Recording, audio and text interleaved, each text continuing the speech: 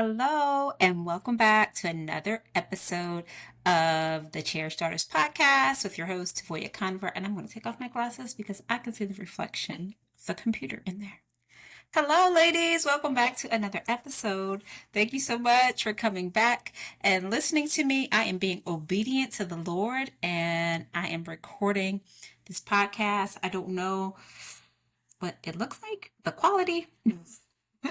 I'm not quite sure the whole lighting situation. Be patient. We're figuring this thing out, this whole video situation.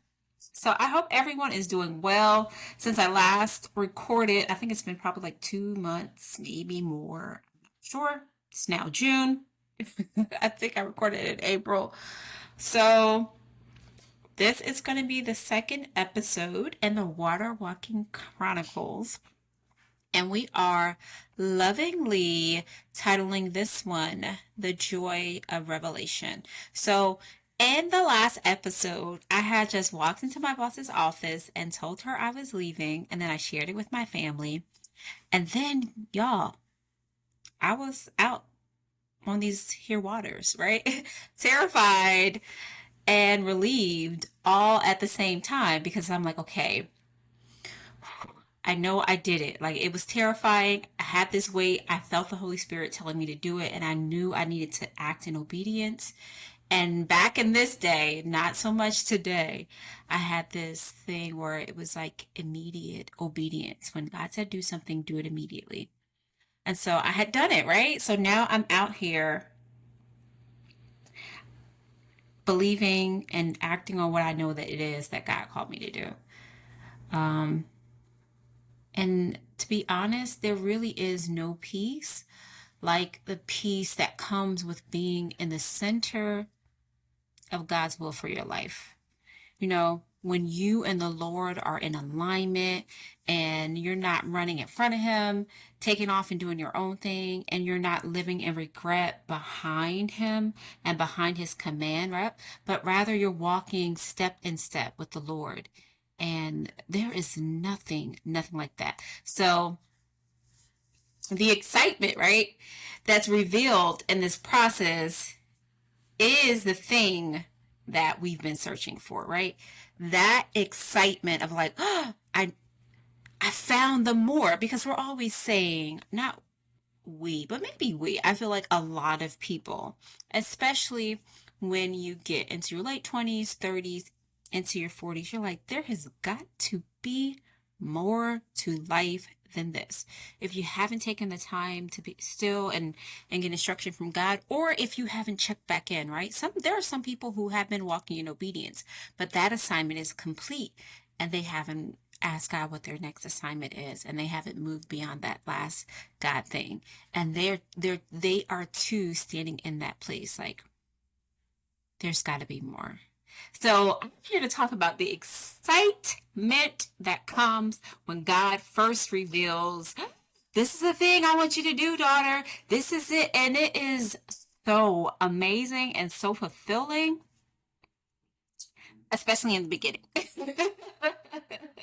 So for me, how this all came to pass was my church, we were approaching our annual corporate fast. So we fast corporately at the beginning of the year. I know a lot of churches do that, and so my church is no different. And then during this particular fast, I'm seeking God regularly for what is next. So I knew that the job was not the thing, and He was going to reveal the next thing. So now I'm searching, I'm seeking God, I'm praying daily, I'm fasting, right?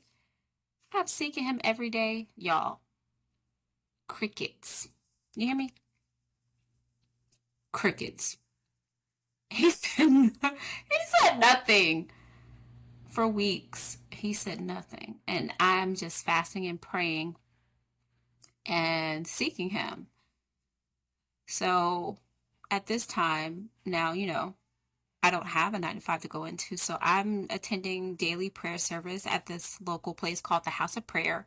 I'm waking up at 5 a.m., spending dedicated quiet time with the Lord, worshiping, journaling. Honey, I tell you, I was doing everything that I could do, and the Lord was silent, so silent. So my faith was still strong because I knew that he wouldn't lie. And I knew that I did recognize his voice. So that is key. You need to be in a position and in a place where you're speaking to God and hearing from him regularly so that when he does call you into this new thing, and then things don't align, you're not second guessing whether or not this was God's plan. That it was him. So I knew it was God, and that he wouldn't lie to me, right? And that I was being obedient. And so I just continued to do what I was doing before. And I just began serving in the teen ministry at our church. And while I was there one Wednesday night serving, I was offered some, or they offered and asked, is there anyone who wants any of these free books? The church staff they're getting rid of some books, and here's a pile, and they would love to bless anyone who wants them. So I stopped and grabbed a few books because I love a good book, and I picked up some that I thought sound pretty interesting, and then I thought nothing of it. Time passed, and I moved into the fast at church. And during the fast, I began to read one of the books that I had got from that free pile of books. And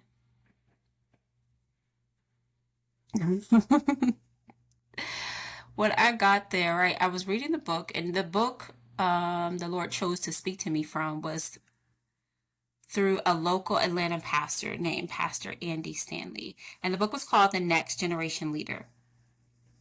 And it was one of the questions in the book that stood out to me like nothing else. It was something along the lines of like, what would the world look like if you could solve the problem in the world that upsets you the most? And so I remember thinking about that and saying, what would the world look like if I could solve the problem that upsets me most? And then from that prompt, guys, it was that question, when it hit, the Holy Spirit began to download the skeleton of the Cherished Daughters mentoring program for me. And I mean, the download from heaven began pouring so fast that I could barely write it fast enough. And I remember saying, Holy Spirit, wait, I can't write that fast. I can't write that fast. But it was pouring like water. It was like rushing water. And he was just revealing all the things that were wrong with young women and how they're being impacted, and how the father is supposed to be in the home, and how they reflect who God is. The father in the home shows and leads the family in the ways of God, and he's a representation on earth. And y'all, it was so good. And I was just amazed. Like, I just felt privileged to listen to all of this amazing stuff that the Lord will share with me. Like, I'm writing it, but I know it's not mine. It's his, and he's given it to me. And so I think I heard John Bevere say once, like, Holy Spirit, this is great. I'm so glad I'm the first person to read it. And that's exactly how I felt. Holy Spirit, this is great. I'm so glad I'm the first person who got a chance to read this. And so I wrote it down, and he said he wanted me to develop a program that would touch the lives of many girls so that they wouldn't have to wait until they were in their 30s to experience his love for them in that way. And wow, it was unbelievable and mind-blowingly awesome. And I just sat there and all like, wow, God, wow. This is utterly amazing that you would choose me to do something so great. And I was honored to be the vessel and the earth that he chose to use to go out and touch these girls' lives. And the vision that he gave me was so great that I had no idea how it would happen. But I did know that he had given it to me, and that it was his job to figure out the how. It was my job to do the next small thing that was in front of me. And that's what I did. Ladies, God has huge, huge plans for you. And every God-sized dream is just that, God-sized. It's beyond what you can do by yourself. It's something that requires you to partner with him and his resources. Because another thing that God will do is he'll give other people similar vision that aligns with you. And then you and them will ultimately come together in a way that ensures that it was him alone who did it, so that he alone gets the glory and the credit for this incredible thing that he's crafted you to do in the earth. So another thing that you'll experience in your water walking experience is a childlike joy when God reveals the beginning of what he's calling you to do. And that's what I experienced, you guys. It was this blissful joy to be a part of something so amazing, and just walking hand in hand with God and your assignment. And you know that it's going to touch the world in an amazing and incredible way. And even writing this and my notes for today, and even talking to you right now, just thinking about that, I want so much for other women of God to experience this, men of God too. But I'm called to speak to women directly. It's nothing like that joy that you can't get from anything temporal in the world. Nothing concrete can give you the feeling of accomplishment and a sense of oneness and gratitude and humility, to be able to hear directly from heaven and get a download, and then begin to make small steps towards that thing that God's called you to do.